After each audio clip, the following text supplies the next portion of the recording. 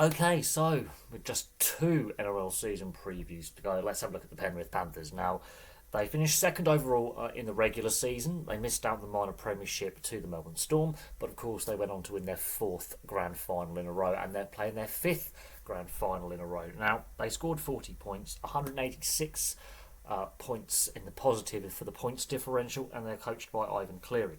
So, again, any other season, that's a minor premiership, but their attack over their defence, their victories were closer in scoreline than the Roosters or the Sharks. When they won, they just won more games and won the games that mattered. There were times at last season when they started to look a little bit more human, and the potential of that fourth premiership in a row was I wouldn't say in doubt, but there was gaps in that armour. There were gaps there. There was just little bits of hope for some of the teams closing the gap, and I do honestly believe that the Sharks and the Roosters did close that gap last season. And of course, the Storm had a great regular season, and then in the grand final, Penrith just shut them down so effectively, it was unbelievable.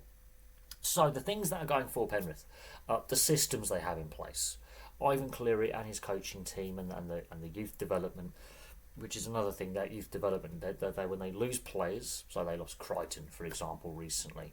They've lost Luai and Fisher-Harris for this coming season. They seem to find a ready-made replacement in their system through their youth development and their recruitment.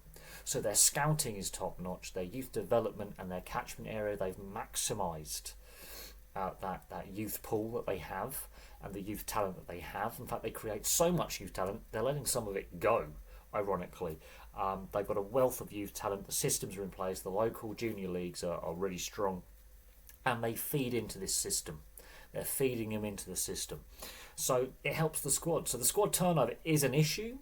It is negative. At the same time, they're always refreshing the squad every season. They manage their salary cap really, really well compared to other teams that haven't managed it as well. So the Roosters, for example, losing 4 key players in one lump sum in one go, in part because they couldn't manage the salary cap, hence why Joey Manu is no longer a Rooster. Now, yes, they've lost Luai, they've lost Fisher-Harris. Fisher-Harris, that was for personal reasons. He did want to go back to New Zealand for family reasons, but Luai, they had to let one of their key players go. They've had to do that every season. Burton, Crichton, for example, Coruscant, for example. They've had to lose a key player here or there. Kick out is another one.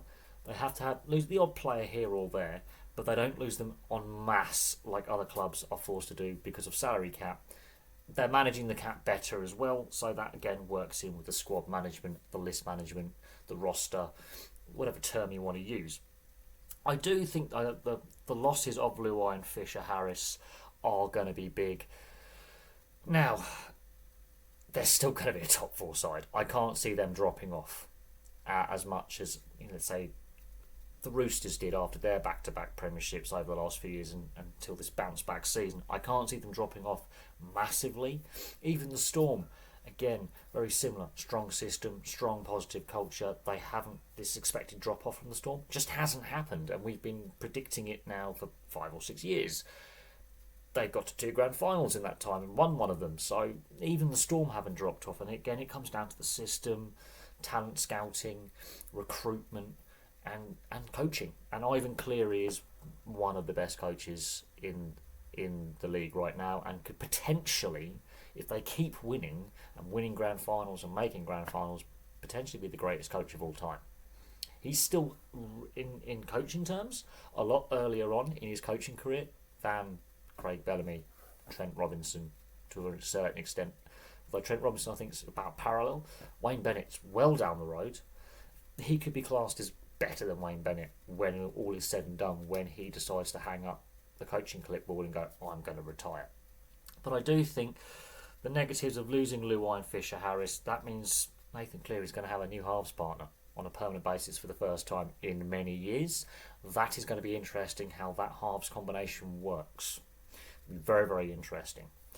Fisher-Harris, leader of the pack, one of the key leadership figures within the dressing room. That's a big loss.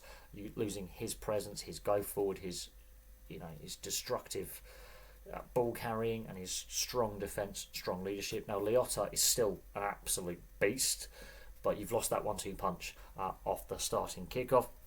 And then Nathan Cleary himself, his fitness has started to... There's been some injury concerns with a shoulder, with a hamstring, with a knee. Nathan Cleary, these little niggling injuries build up. He's missed a fair few games the last couple of seasons, but the system makes up for that. But with Nathan Cleary having a new halves partner, could be Schneider, could be someone else, on a long-term permanent basis, if he does miss some time with fitness concerns, injury concerns, how will that disrupt the Panthers? Now, there were times over the last couple of seasons where they've looked clunky down the left edge, for example, after they lost kick out. And there were times when Cleary was out that they just didn't flow as well. Now, it's going to be interesting how they adapt to Luai's absence, because Luai's really stepped up his game the last couple of years and improved as a player and as a leader, and has become more structured, because he's more off-the-cuff type of attack, whereas Cleary's more structured, more regimented. Luai's starting to develop his game. That balance is going to be interesting in the halves. Because I remember back in 2019, I did a video discussing when James Maloney was with Cleary as the halves partnership, how should they swap sides? It wasn't flowing as well because Cleary was the young half and Maloney was the experienced Premiership winner at that point.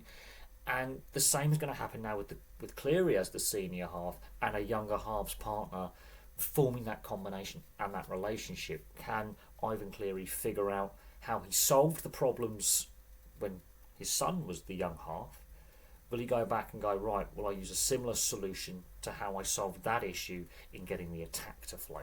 But there we go. That's a brief look at the Penrith Panthers. They're still a top four side. They're probably going to battle for the minor premiership again, no doubt. And they're now aiming for 5 premierships in a row and 6 grand finals in a row, which we've not seen since the St George Dragons side of the 60s. So we are really talking records are tumbling with this team. Their win percentage since the second half of 2019 is generally terrifying. It's in the high 80s%, which is ridiculous.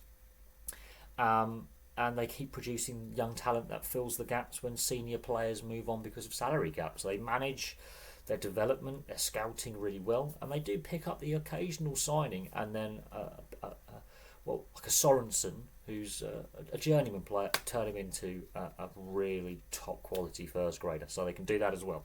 So the coaching system works, the youth development works, the squad depth works. Let's just see how they cope losing Fisher Harris and Jerome Luai. But from me for now, thank you very much for watching. Please place your thoughts in the comment section below, and I'll have some more content for you guys very, very soon.